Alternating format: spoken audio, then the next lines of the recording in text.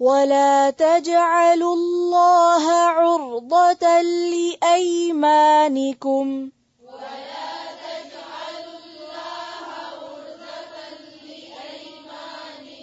تجعلوا الله عرضة لأيمانكم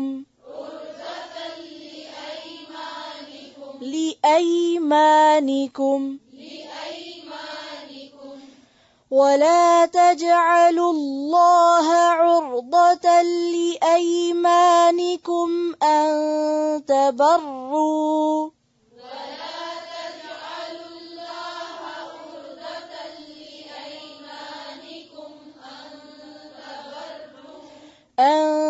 تبروا وتتقوا وتصلحوا بين الناس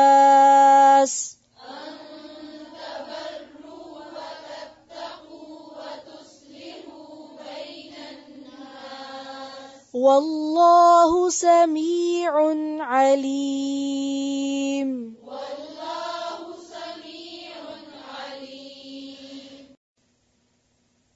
ولا تجعلوا اللہ، اور نہ تم بناؤ اللہ عرضتاً، عرضہ کہتے ہیں نشانہ.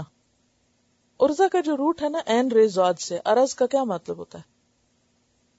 پیش کرنا، یعنی اللہ کو پیش نہ کر دو، یہ مراد ہے. یعنی ڈھال نہ بنا دو، رکاوٹ نہ بنا دو، یعنی وہ چیز جسے سامنے کر دیا جائے ضرورت کے وقت.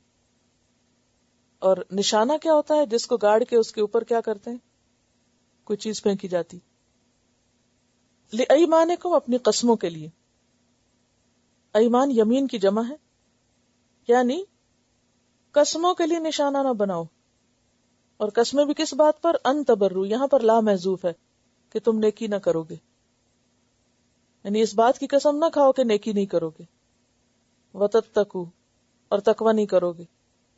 وَتُصْلِحُوا بَيْنَ النَّاسِ، اور لوگوں کے درمیان اصلاح نہیں کراؤ گے. وَاللَّهُ سَمِيعٌ عَلِيمٌ، اور اللہ تعالیٰ سننے والا ہے، جاننے والا ہے.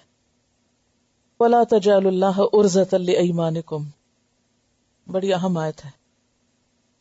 اللہ کو نشانہ مت بناؤ اپنی قسموں کے لیے، یعنی اللہ کے نام کی قسم کھا کر غلط کام نہ کرو، اللہ کا نام بدنام نہ کرو، یا غلط کاموں کے لیے اللہ کا نام استعمال نہ کرو. یہ اگر 2-3 جملے آپ لکھ لیں تو آیت بہت آسانی سے سمجھ آ جائے گی. یہ آیت کا مفہوم ہے کیا؟ اللہ کا نام بدنام نہ کرو، یا اللہ کے نام کی قسم کھا کر غلط باتوں کا عہد مت کرو، یا برائی کے کاموں میں اللہ کا نام استعمال نہ کرو. یہ مراد ہے. وَلَا تَجْعَلُوا اللَّهَ عُرْضَةً لِأَيْمَانِكُمْ، وہ کیسے؟ مثلا کوئی شخص ضد میں آ کے، غصے میں آ کے یہ قسم کھا لے کہ میں فلاں سے نہیں بولوں گا. اور عموماً انسان ایسی قسمیں کہاں کھاتا ہے؟ جن کے ساتھ زیادہ تعلق ہوتا ہے اور جن کے ساتھ پھر انبن بھی زیادہ ہوتی ہے، یا بہن بھائیوں میں، یا پھر شوہر بیوی میں. گھریلو زندگیوں میں ہی ایسی قسمیں زیادہ ہوتی ہیں.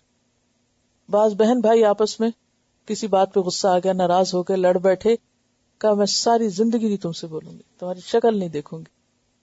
اور کئی لوگ بہت پکے ہوتے ہیں، واقعی نہیں دیکھتے. پھر اب کس کا نام لے کے کام کیا کر رہے ہو؟ نام اللہ کا لے رہے ہو.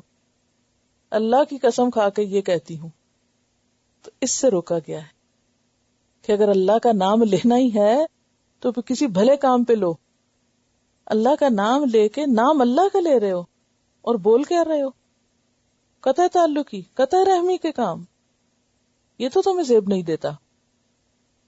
اور بعض اوقات صرف قطع تعلق ہی نہیں، کسی بھی نیک کام سے باز آنے کی قسم کھا لینا. فلاں کو میں کبھی نہیں دوں گا، میں صدقہ نہیں کروں گا، یا میں نماز نہیں پڑھوں گا، یا کوئی بھی ایسے جذبات میں آ کے کوئی قسم ایسی کھا لینا.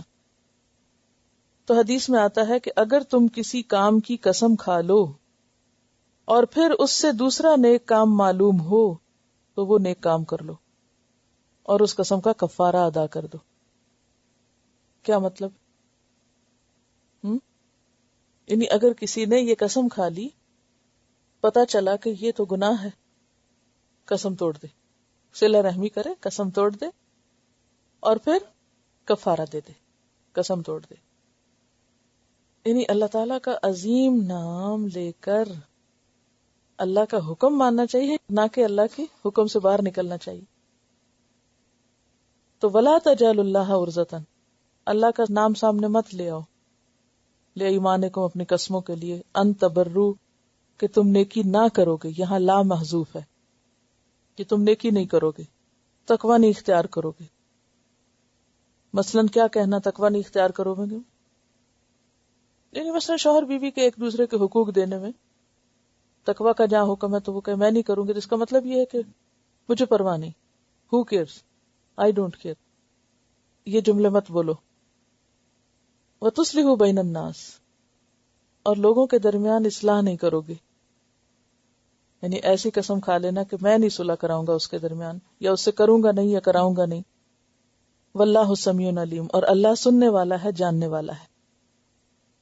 تو بیسیکلی کس پہ ابھارا گیا ہے؟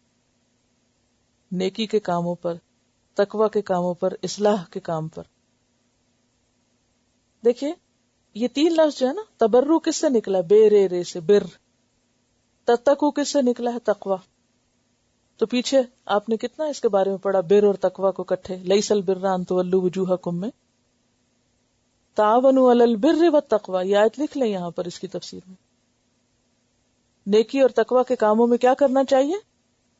ایک دوسرے سے تعاون کرنا چاہیے، نہ کہ اللہ کا نام لے کر ان کاموں سے باز آنا چاہیے.